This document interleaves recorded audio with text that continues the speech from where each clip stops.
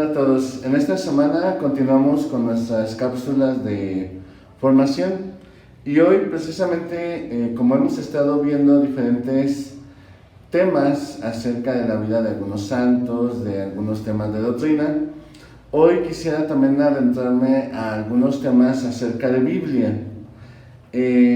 Un punto importante que aparece en la Biblia son la parte de los nombres. Ahora que hemos estado escuchando del libro de Génesis, o que hemos estado escuchando también acerca pues de la historia, ¿no? de Jesús, que se va encontrando con diferentes personajes, pues hoy quisiera hablar 3 puntos principales acerca de esto. Sabemos que nosotros cuando queremos entrar en contacto con otra persona, por lo regular le llamamos por su nombre, ¿no? Porque el nombre es lo que identifica a esa persona y la hace única.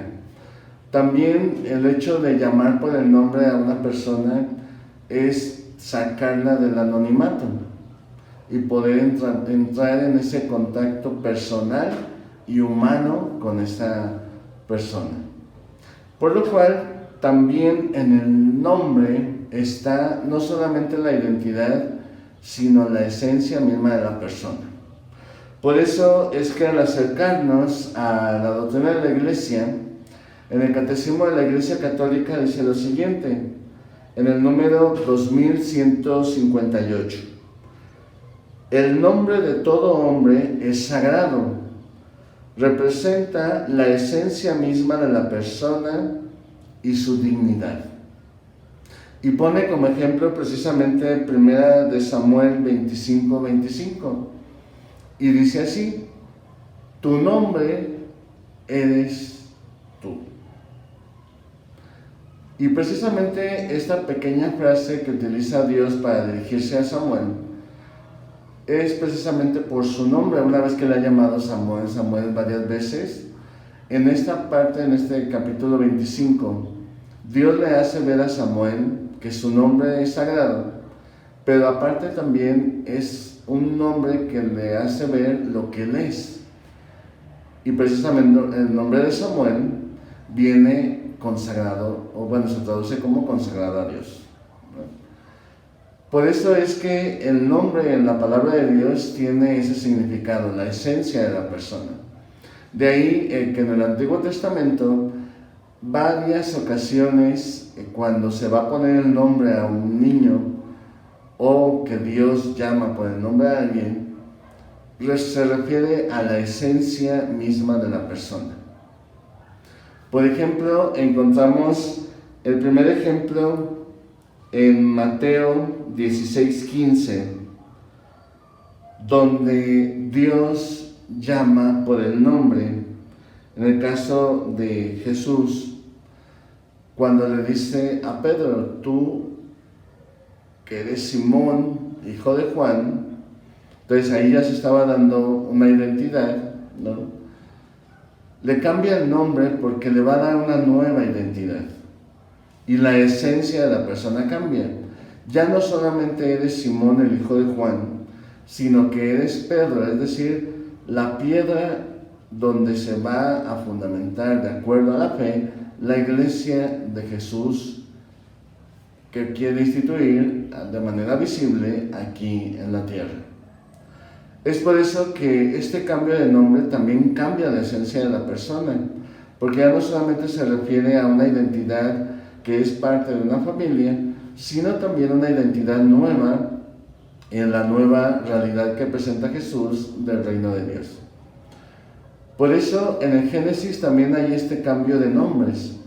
Recordemos en Génesis 32:24, donde Jacob está peleando con Dios, ¿no? Hablan de esa pelea que Jacob tiene con Dios, y al final de esa pelea le dice Dios, cuando le pide su bendición Jacob, Dios lo bendice y le dice, ya no te llamarás Jacob, sino te llamarás Israel, es decir, fuerza de Dios, porque has luchado contra Dios. Entonces hay un cambio esencial en Jacob. Jacob ya no solamente es el hijo de Isaac, ¿no? dentro de lo que es la línea de la promesa a Abraham, sino que también ya se está refiriendo a un cambio de esencia de Jacob. ¿Por qué? Porque Jacob se va a convertir en el pueblo de Dios. Por eso hay un cambio de esencia. De ahí que el nombre no solamente refiere a la identidad, sino también un cambio de identidad y de esencia de la misma persona al cambiarle el nombre. De ahí aparece también, por ejemplo, Abraham. Recordemos que en Génesis 15, cuando Dios se dirige a Abraham, aparece Abraham, es decir, Padre venerable, que es lo que significaba Abraham. Pero recordemos que la historia de Abraham y de Sarai es que eran dos personas ya adultas y además ella estéril. Y Dios le hace la promesa que leíamos hace unos días en la primera lectura de las semanas pasadas, donde Dios visita a Abraham y le dice: dentro de un año vas a tener un hijo y Sara va a dártelo, ¿no? Bueno, Sarai te lo va a dar. Y justo cuando hacen esa promesa hay un cambio de identidad en estos dos personajes. Abraham cambia a Abraham, es decir, ya no solamente es un padre venerable, sino un padre de multitudes. Porque precisamente Dios, a través de la descendencia de Abraham, le promete que será como las estrellas del cielo y las arenas del mar. Por eso será el padre de multitudes. Y después a Sarai, su esposa, ya no solamente será Sarai, que se traduce como princesa, sino que se llamará Sara, madre de naciones. Por eso Dios, cuando llama por el nombre, es porque les va a dar un cambio de identidad y con ello implica la misión que van a tener. Abraham y Sara ahora serán los padres de multitudes. Ya no solamente serán el padre venerable o la princesa, sino aquellos que darán origen a multitud de personas, y no solamente en cuestión física, sino desde una dimensión espiritual, porque sabemos que hay tres religiones, o las tres religiones principales que existen en el mundo tienen como origen a Abraham, es decir, el cristianismo, el judaísmo y el islamismo, ¿no? Entonces cada uno de ellos tienen también esa ascendencia espiritual en Abraham. De ahí la importancia de este cambio de nombre para poderles dar también esa identidad. Jesús también, él mismo, en su nacimiento, cuando el ángel le anuncia a María que va a concebir un hijo, le da el nombre. Dice: y le pondrán por nombre Jesús o Yeshua, ¿no? Es decir, Dios salva. Y si se fijan, estas dos palabras ya están refiriendo identidad y misión. ¿Quién es ese niño? Dios, el Hijo de Dios. ¿Y cuál va a ser su misión? Salvar. Dios salva. De ahí la importancia de este nombre.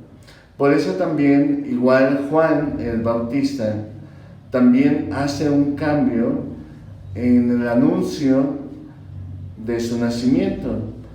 Recordemos que cuando el ángel también le anuncia a Zacarías que su esposa Isabel va a tener un hijo, cuando le dice: y su nombre será Juan, hay un cambio, porque Zacarías solamente significaba Dios recuerda, o Dios tiene presente los recuerdos, ¿no?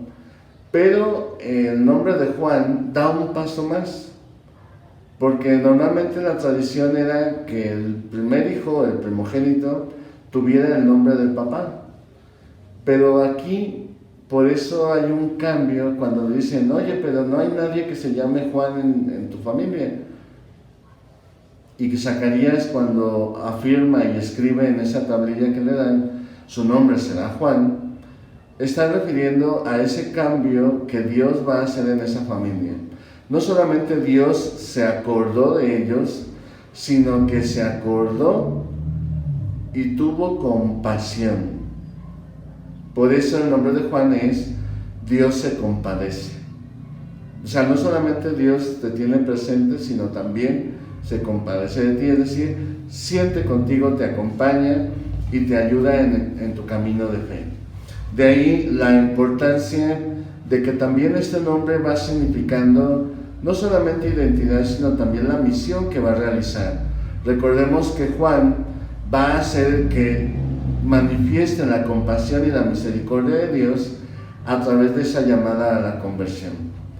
Por eso los nombres son importantes en este camino bíblico, porque van hablando de esa historia que Dios va haciendo con cada persona. De hecho, también Jesús, cuando llama a sus discípulos, los llama por el nombre. Y el nombre que tienen como parte de lo que va a ser su historia. Porque precisamente de ahí viene la tradición de que en la Edad Media, o a partir de la Edad Media, muchas personas, cuando comenzaron a aparecer los conventos, los monasterios, al entrar e ingresar en cada uno de ellos, se cambiaban el nombre como signo de que morían para el mundo y nacían para Dios. Por eso esto viene de esta tradición bíblica. Es decir, hay un cambio de conversión en la vida de esa persona que le lleva a morir al mundo y nacer al servicio de Dios. Un ejemplo muy claro de ello tenemos en Pablo. Pablo, su nombre hebreo era Saulo o Shaul. Y cuando hay esa conversión que tiene ese encuentro con Cristo resucitado y que le tira del caballo o de la cabalgadura, dice ahí que le llama, ¿no? Saulo, Saulo. Pero Pablo, al hacer ese cambio, ¿no?, de sentirse llamado por Jesús, él mismo cambia su nombre de Saulo o Shaul a Pablo. Pablo significa esa persona con fuerza, ¿no? Como esa, se traduciría como espada, ¿no? Es decir, el que va a anunciar la palabra de Dios con fuerza. De ahí el que por eso se le representa a Pablo pues con una espada, ¿no?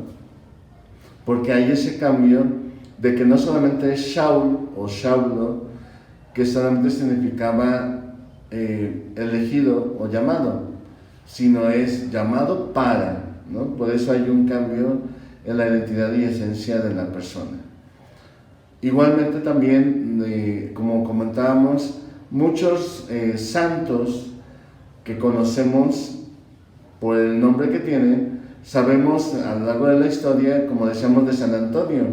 San Antonio de Padua, su nombre de pila o con el que fue bautizado fue Fernando, pero tomó el nombre de Antonio por Antonio Abad, porque quería seguir ese camino de servicio y de evangelización como San Antonio Abad.